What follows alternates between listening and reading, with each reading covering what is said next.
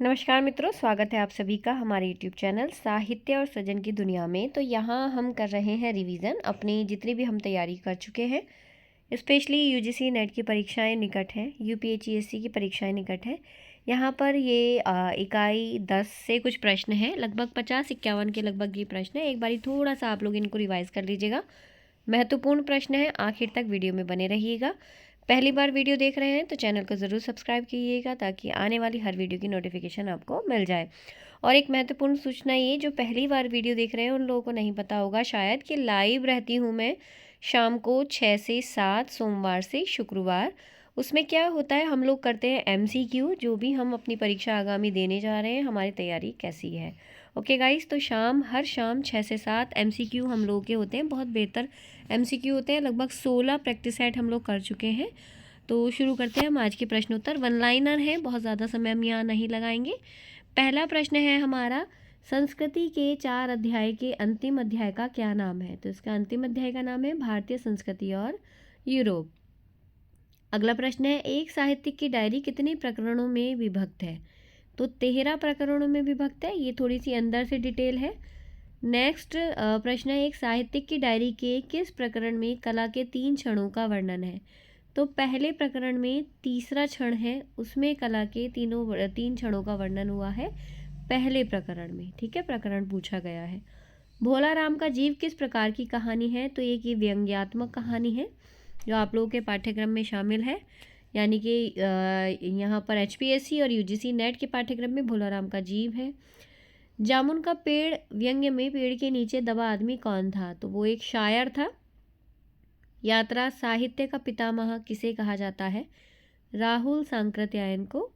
Next है, अरे यायावर रहेगा याद किस विधा की रचना है और किसके द्वारा ये रचित है? तो अरे यायावर रहेगा याद एक प्रकार का यात्रा व्रत है जो कि यज्ञ द्वारा रचित है। नेक्स्ट हमारा प्रश्न है 8वां प्रश्न, ठकुरी बाबा रेखाचित्र महादेवी के किस रेखाचित्र संग्रह से लिया गया है? तो स्मृति की रेखाओं से ये लिया गया है, स्मृति की रेखाएं ठकुरी बाबा, जो आप लोगों के पाठ्यक्रम में शामिल है। आवारा मसीहा किस लेखक के जीवन पर आधारित जीवनी है? तो ये बंगाली लेखक हैं शरदचंद्र जी, उन्हीं के जीवन पर आधारित है विष्णु प्रभाकर जी की आवारा मसीहा। नेक्स्ट है, विष्णु प्रभाकर को आवारा मसीहा जीवनी लिखने में कितना समय लग गया था? तो लगभग 14 वर्ष इनको लगे थे इस जीवनी को लिखने में। 11वां प्रश्न है हमारा, हादसे किसकी आत्मकथा है? बहुत महत्वपूर्ण आत्मकथा है हादसे, रमणिका गुप्ता की आत्मकथा है।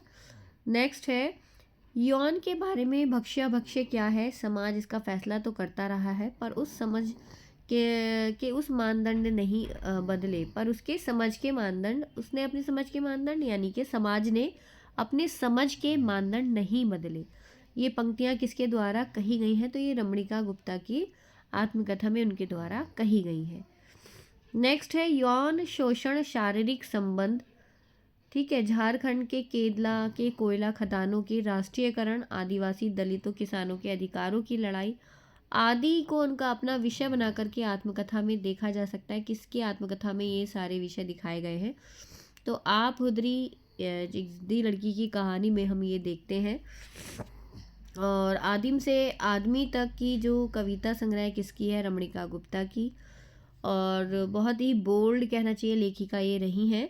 मौसी किसके द्वारा रचित उपन्यास है? तो रमणिका गुप्ता का महत्वपूर्ण उपन्यास है मौसी, याद रखना है आप लोगों को। काट का सपना कहानी संग्रह किसके द्वारा रचित है? तो मुक्ति बोध का काट का सपना बहुत अधिक प्रसिद्ध है। और विधाएं पूछी जा सकती हैं, तो विधाएं आप लोगों को याद रखनी है।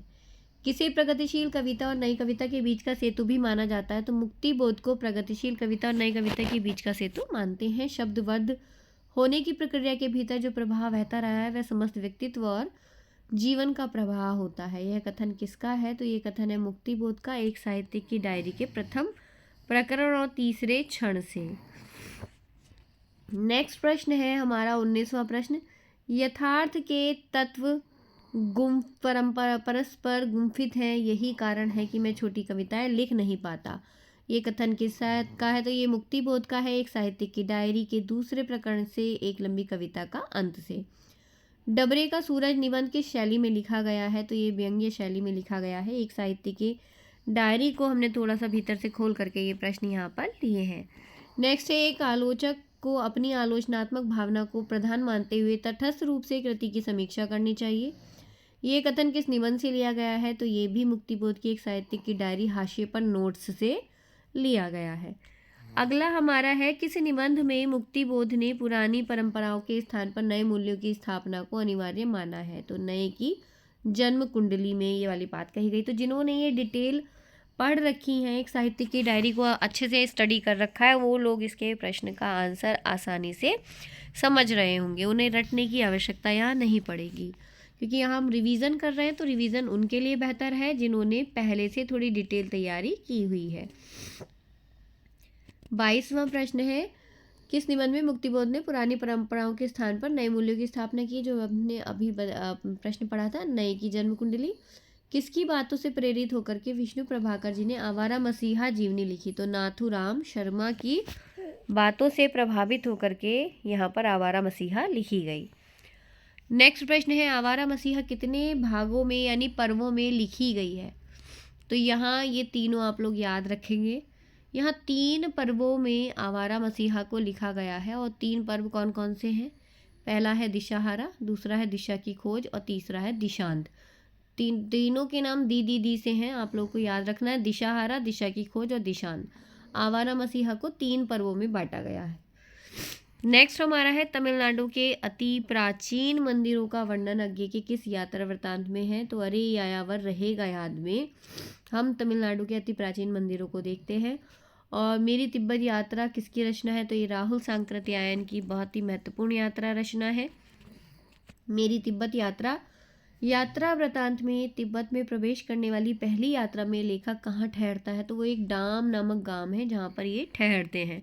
मैंने सेपरेटली भी मेरी तिब्बत यात्रा के प्रश्नोत्तर आप लोगों को दिए हुए हैं, यानी पर्सनली मतलब एक ही विधा पर यहाँ पर हमारे निबंध की शैली पर बहुत सारे मैंने जो है प्रश्नोत्तर आप लोगों को 1 लाइनर MCQ अपलोड कर रही हूँ आजकल में। तो आप लोगों को मिल जाएंगे सभी, प्लेलिस्ट में आप लोग जा कर के देख सकते हैं। वहाँ पर आप लोगों को ऑब्जेक्टिव प्रश्न और जो हमारी टेस्ट सीरीज़ हैं वो सब मिल जाएंगी। बाकी मैं कुछ आप लोगों को लिंक यहाँ पर डिस्क्रिप्शन बॉक्स में भी दे दूँगी।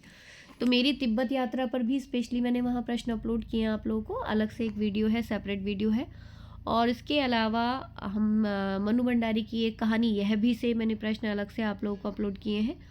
तो नेक्स्ट प्रश्न देख लीजिएगा, इस यात्रा में शामिल दूसरे व्यक्ति का क्या नाम था? तो अभय सिंह जो है वो इस यात्रा में उनके साथ शामिल हुए थे। नेक्स्ट हमारा प्रश्न है 29वां प्रश्न, और 29वें प्रश्न में हम देखेंगे, इस यात्रा वृत्तांत में किस माह से यात्रा प्रारंभ का वर्णन है? तो ये जो यात्रा वृत्तांत थी इनकी अप्रैल से शुरू हुई थी। रघुवीर जो हिंदी बोलता था वह किस स्थान पर रहता था? वो था टशी लुहोपो का महाविहार में रहता था। 7वीं के बच्चे किसकी प्रसिद्ध रचना है? तो राहुल सांकृत्यायन की प्रसिद्ध रचना है। मुर्दैया आत्मकथा में मुर्दैया किसका यहाँ पर नाम होता है? तो ये मुर्दैया एक स्थान का नाम है। मुर्दैया आत्मकथा को किस विमर्श की रचना कहा जा सकता है? तो इसको किस विमर्श की रचना कहा जा सकता है? दलित विमर्श की रचना इसको कहा जा सकता है। किस आत्मकथा में परूपर गांव के एक मुसहर परिवार का जिक्र किया गया है जो पलाश की पत्तियों से पत्तल बनाया करता था? तो यहाँ पर वही मुर्दैया से ये प्रश्न लिया गया है। डॉक्टर तुलसीराम के मन पर किसका गहरा प्रभाव था? तो बुद्ध का गहरा प्रभाव उनके मन पर था। मणिकर्णिका किस विधा की रचना है? तो डॉक्टर तुलसीराम की आत्मकथा का दूसरा खंड है मणिकर्णिका। नेक्स्ट यानी 37वां प्रश्न है, पारसिया टू ईरान किसकी रचना है? डॉक्टर तुलसीराम की रचना है। डॉक्टर तुलसीराम किस साहित्यिक पत्रिका के संपादक रह चुके हैं? अश्वघोष नामक प्रसिद्ध बुद्धिस्ट साहित्यिक पत्रिका है, उसके संपादक ये रह चुके हैं। प्रेमचंद घर में है किस विधा की रचना है? तो ये एक जीवनी विधा की रचना है। 40वां हमारा प्रश्न है, कोई भी लेखक न तो संपर्क संबंध विहीन हो सकता है न परिवेश निरपेक्ष, इसलिए उन घटनाओं को तो इसका अनिवार्य हिस्सा होना ही था जिन्होंने मात्र मेरी संवेदना को ही नहीं बल्कि पूरे देश को झकझोर कर रख दिया था। ये जो कथन है, एक कहानी यह भी की भूमिका से है मनु भंडारी की, और मैं फिर बता रही हूँ एक कहानी यह भी के बहुत ही सुंदर 1 लाइनर मैंने, और 1 लाइनर भी हैं और डिस्क्राइब भी हैं, उसमें एक ही वीडियो है जिसमें मैंने एक कहानी यह भी, उस मात्र एक वीडियो को देखने से आपको पूरी एक कहानी यह भी आत्मकथा आराम से समझ में आ जाएगी, उससे संबंधित प्रश्न अपलोड किए हुए हैं।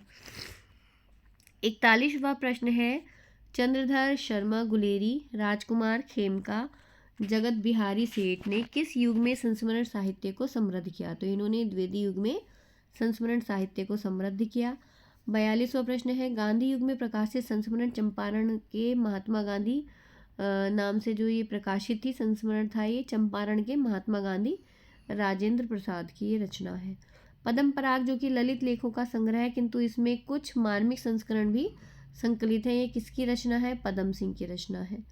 खोए हुए फूल शिवनाथ जाजू की रचना है।